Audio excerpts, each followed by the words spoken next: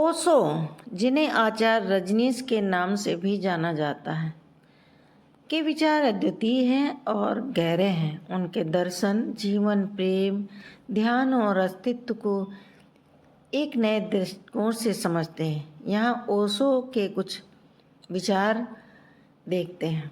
स्वयं को जानना ही सच्चा ज्ञान है।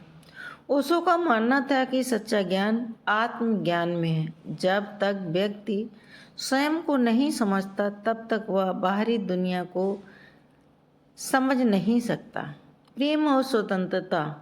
ओशो का प्रेम के बारे में कहना था कि सच्चा प्रेम वह है जो स्वतंत्रता प्रदान करे, ना कि बंधन।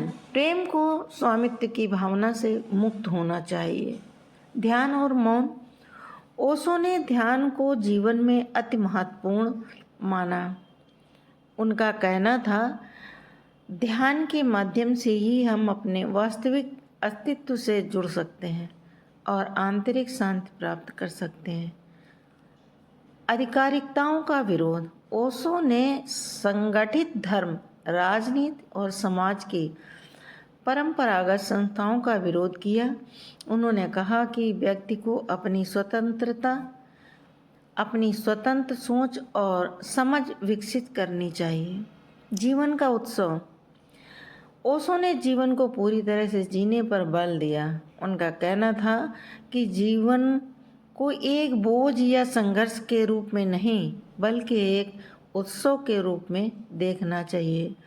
सृजनात्मकता। ओशो ने कहा कि हर इंसान के अंदर सृजनात्मकता होती है और इसे खोजने तथा प्रकट करने की आवश्यकता है।